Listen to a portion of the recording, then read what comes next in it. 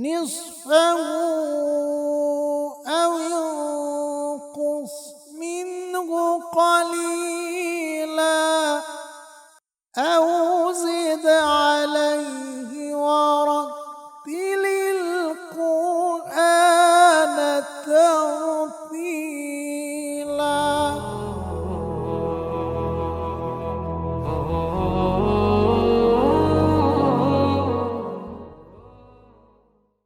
الحمد لله والصلاة والسلام على رسول الله وبعد.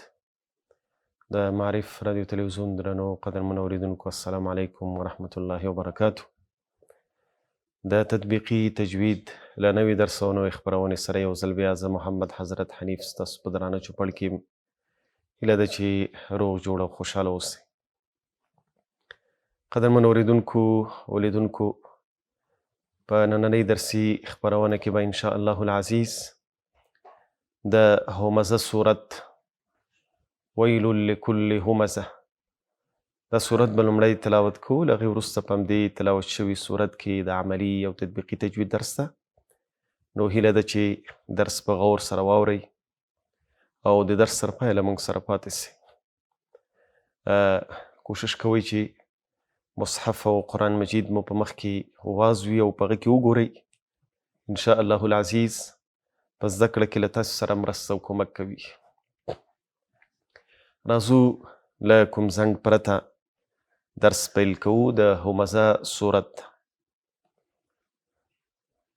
اعوذ بالله من الشیطان الرجیم بسم الله الرحمن الرحیم ويل لكل همزة لمزة الذي جمع مالا وعدده يحسب أن ماله أخلده كلا لينبذن في الحطمة وما أدراك ما الحطمة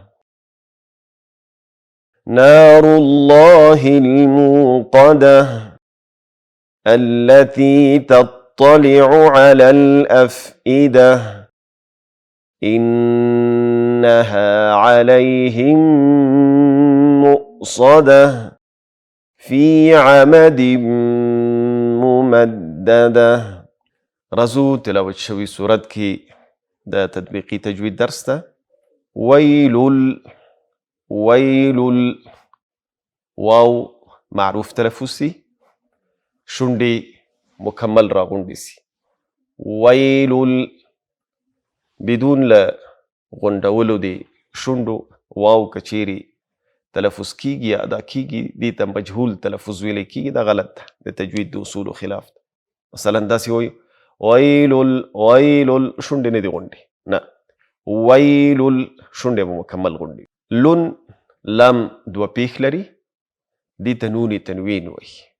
نون تنوین موږ مخکې درسونو کې هم تاسو ته تشریح کړی و. دوه زبر تنوین، دوه زیر او دوه پیښ، دوه زیرونه، دوه زورونه یا دوه پیښونه، دې ته تنوین یا نون تنوین ویلی کیږي. په اصل کې نون ده او دا هم ساکن نون وي، خو د دوه زبر یا دوه زیر یا دوه پیښ په شکل باندې. نو دې ته نون تنوین وایي. دلته نون تنوین ده او له هغې وروسته لام راغلی. لام د ادغام له حروفو نه ده. د ادغام د حروفو مجموعه موږ تاسو ته واضحه کړې وه. یرملون دا مجموعه ده، شپږ توري دي، یا را میم لام واو نون. کله چې له ساکن نون یا د تنوین له نون نه وروسته د شپږو حروفو کې کوم حرف راځي، هلته ادغام کیږي. ادغام په دې معنی چې دغه ساکن نون یا د تنوین نون دا په دې د ادغام په حروفو کې داخلیږي. نو دلته ویلون ده، اصل کې ویلون، لون نون تنوین ده. له دې وروسته چونکې د ادغام حرف راغلی لام، نو د دې تنوین نون په لام کې داخله وو، د غنې صفت هم ختمیږي. داسې به نه وایو بیا ویلون لکل ویلون لکل نه بلکې ویلل لل لن په ځای باندې به لول وایي. د نون تنوین بالکل په لام کې داخل سه د غنې له صفت سره او دې ته ادغام تام یا ادغام بلا غنه وایي. ادغام تام په دې معنی چې نون د تنوین سره د غنې له صفت نه ټول په لام کې داخليږي، نون هم ختم سه غنه صفت هم ختم سه. او ادغام بلا غنه په دې خاطر ورته وایي چې دلته ادغام کیږي له غنې پرته، ادغام د مکمل لام نون تنوین او غنې صفت ټول داخل شوی. ویل لکل ویل لکل همزة همزة ها واضح تلفظ سی ها په ها باندې بدل نسی حمزة ونویو همزة هما د حلق لورسی اخرنی برخنا ها او همزه تلفظ کی. همزة ز هم واضح تلفظ سی ز په ذال باندې بدل نشي، ډیر کرتی لستون کی د ز په ځای هم بیا ذال وای همزة وای نه زاده همزة دلته هم تیلان دی وزیر تنوین ده همزة ده اصل کې همزة نون تنوین ده او لغیر است بیا لام راغلی امغه دی ویلون ویلل لکل ویلل پشانتی الته دو پیخ تنوین و دلته دو وزیر تنوین ده. دلته هم د نون تنوین په لام کې د غنې له صفت سره ټول داخليږي نه داسې به وایو همزة تن به نه وایو همزة لمزه بلکې همزة لمزه لمزه لمزه چې کله دلته موږ وقف کو او بهتره دا ده چې دلته وقف وسی چون دی آیت آخر ده دی آیت په آخر کې وقف کول بهتر وي. نو کله چې موږ وقف کو موږ ویلو دی وقف قانون دا ده چې دا ګرده تی دا بیا په ها باندې بدلیږي، د وقف په حالت کې بیا دا ها وایو به هو لمزه لمزه تی به بیا نه وایو یا لمزه تین به نه وایو وقف چې کوو یعنی کله چې دریږو بلکې لمزه. او کچیري وقف کوو د وصل کچیري وقف نه کوو وصل کوو وصل په دې معنی چې لمزه تین دا موږ له وروستۍ کلمې سره ورپسې کلمې سره یو ځای وایو داسې تړلی وایو دریږو نه وقف نه کوو نو بیا په هغې صورت کې دا بیا داسې ویل کېږي لمزة الذي لمزة الذي. که د تاسو مخکې مصحفونه او قرآن مجیدونه وي تاسو ګورئ د تا سره په خوا کې وړکی نون لاندې لیکلی ده وړکی نون دې ته د تجوید د علماو په اصطلاح نون قطني وایي نون قطني. دا نون ولې لیکل کېږي قانون او قاعده دا ده دا کلمه اصل کې لمزاتین ده تا دوزیر لري او موږ ویلي د دوزیر د په اصل کې نون تنوین ده او نون تنوین هم ساکن نون وي. نو دا ساکن نون ده دا چې کله مونږ له وروستۍ کلمې یا ورپسې کلمې سره یو ځای وایو د هغې کلمې هم لومړی حرف ساکن کیږي ځکه دا الذي کې الف چې ده دا غورځېږي دا هم الف دی وصل وایي یا همزه دی وصل وایي دا غورځېږي دا له منځه ځي د الف لام الف دا له منځه ځي او له هغې وروسته لام ساکن ده. نو دلته د تا لاندې چې کوم نون تنوین ده دا هم ساکن او الته لام هم ساکن ده دوه ساکنه یو ځای کیږي او دوه ساکنه په یو ځای کې نه تلفظ کیږي خامخا یو به متحرک کیږي. قانون بیا دا ده چې لومړی ساکن به موږ متحرک کوو یعنی لومړی ساکن ته به موږ حرکت ورکوو خو حرکت به څه ورکوو حرکت به د زیر ورکوو.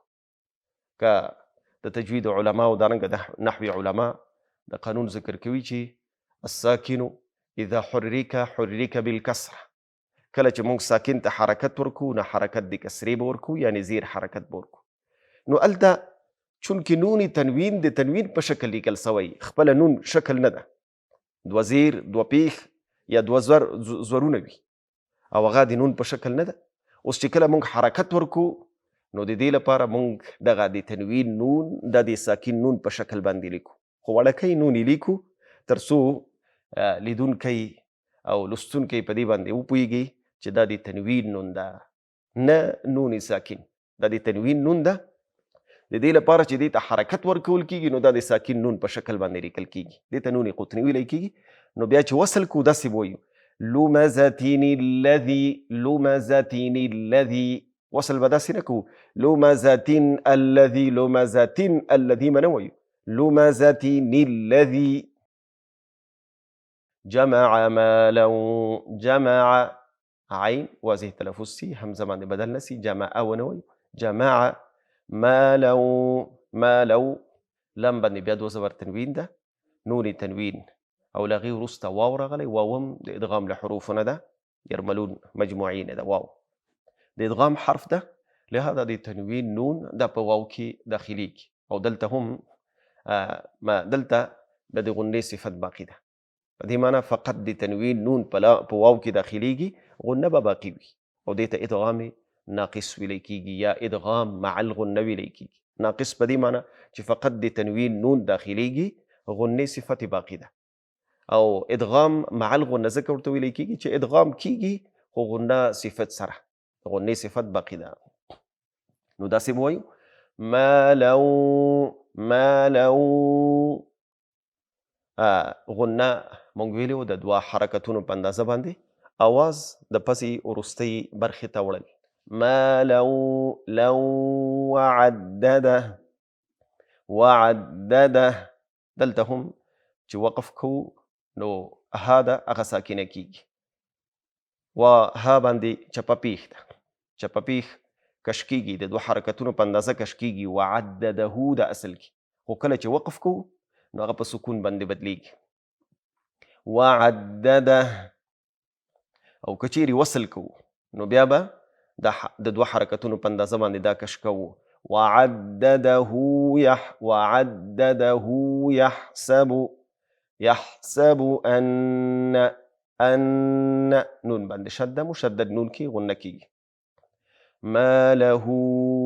ماله دلته ها باندې چپه پیښ ده او تاسو ګورئ په سر باندې د مد علامت ده دلته اوږد مد کېږي او دا مد منفصل ده مد منفصل په دې معنی چې د مد توری د یو کلمې په اخر کې ده او د مد سبب د بلې کلمې په شروع کې ده یعنی د مد توری په یو کلمه کې د مد سبب په بله کلمه کې دې ته مد منفصل ویلی کېږي مد منفصل حکم تیرو درسونو کې هم موږ ویلی وو تکرارا بیا وایو مد منفصل دا جائز مد ده لوستونکي او قاري صاحب ته اختیار وي په دې کې چې لنډ مد باندې اکتفا کوي او که اوږد مد کوي دواړه جایز دي لنډ مد د دوه حرکتونو په اندازه باندې کش کوي او که د دوه حرکتونو له اندازې نه زیات کش کوي بیا په هغې کې د تجوید علماو 3 حرکته 4 حرکته 5 حرکتونو پورې اجازه ورکړې ده کش کولی سي ان ماله لنډ مد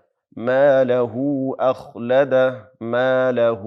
اخلده او که کش کوي زیات ماله اخلده خا ساکنه ده اواز ته به ټکان نه ورکوو اخ قلقله به نه کوو اخلده اواز جاری وي چونکې خا کې د رخوت صفت ده او د رخوت صفت اثر دا وي چې اواز باید جاری وي اخ دویم دا چې خا له ډکو حروفو نه ده ډکه تلفظ سي اخلده باریکه به نه وایي اخلده به نه وایي بلکې اخلده د ژبې وروستۍ برخه بره تلو طرف ته پورته شي وروستۍ برخه د ژبې بره تلو طرف ته پورته کېږي په دې سره ډک حرف ډک ویل کېږي اخلده دلته هم ها چپه پیښ لري اصل کې اخلده ده د وقف له وجې نه ساکن کېږي اخلده ویل کېږي کلا لم مشدد د قوت سره به ویو کلا به نه ویو کلا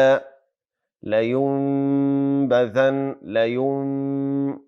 یا باندې پیښ ده موږ ویلي وو پیښ به معروف تلفظ کوو د پیښ معروف تلفظ دا ده چې شونډې به مکمل راغونډو لکه څنګه چې واو کې شونډې راغونډېږي پیښ کې به هم شونډې راغونډو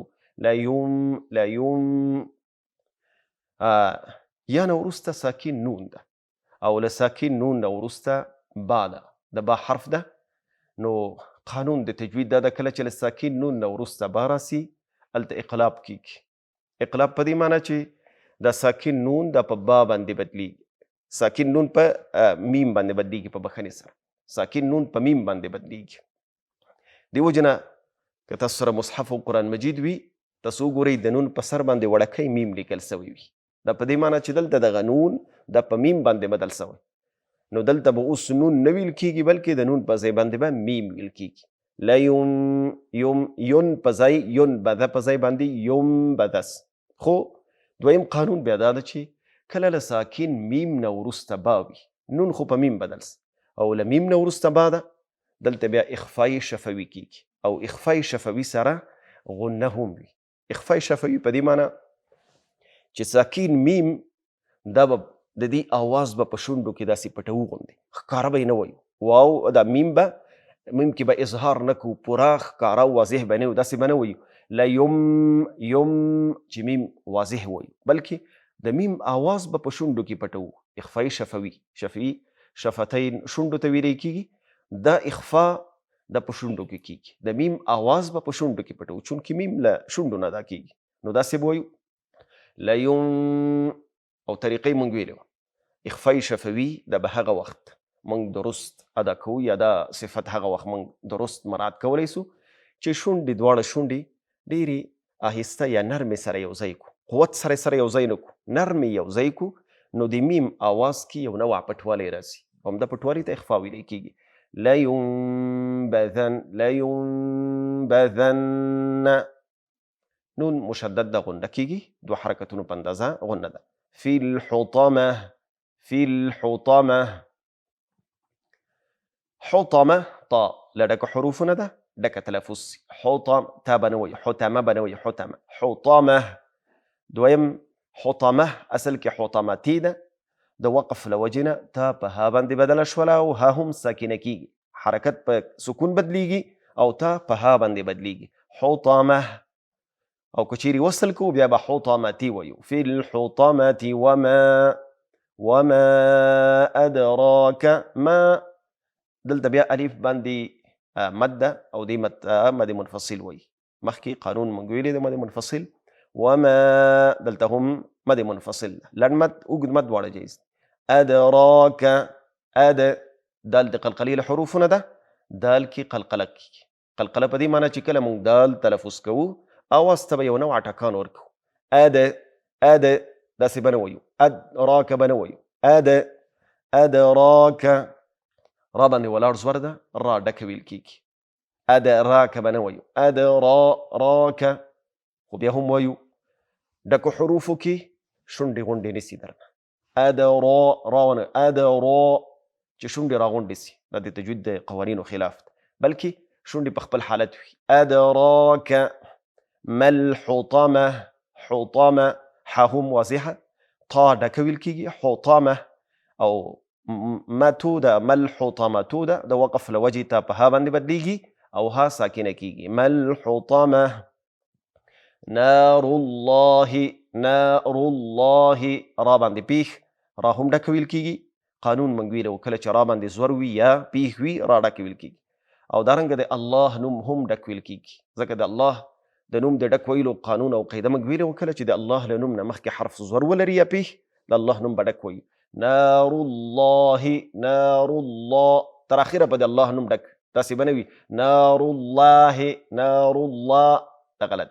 نار الله الموقده، نار الله الموقده.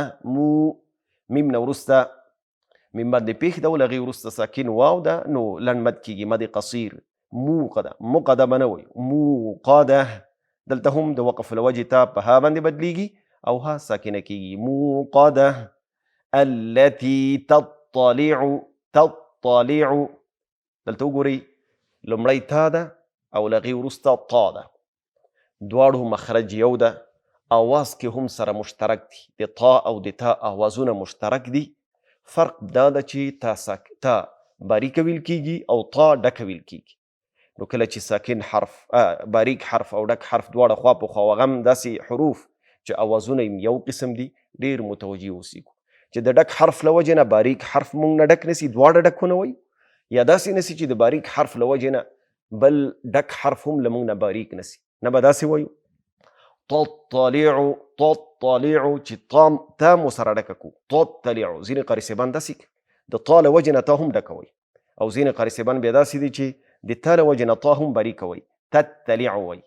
تطلع على الأفئدة، على الأفئدة. فساکنه ده آواز ټکان پیدا نه کی، ها ساکنه کیږي د وقف له وجې نه، تا په ها باندې بدلیږي. انها نون کی غنه کیږي، ها په ها باندې بدله نسی، ان ها ونه وایو. علیهم دلته هم حم ونه وایو.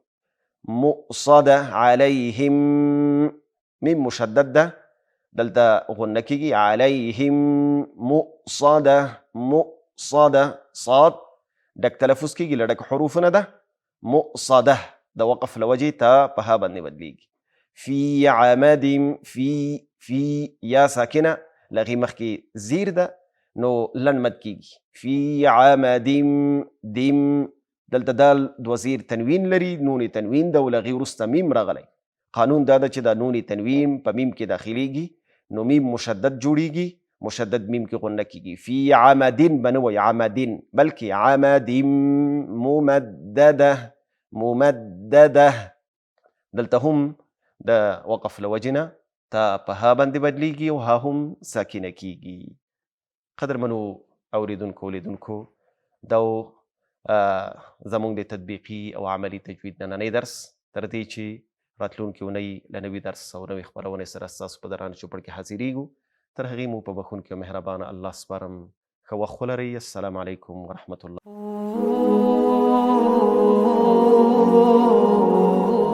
يا أيها المزمل قم الليل إلا قليلا نصفه أو انقص منه قليلا أو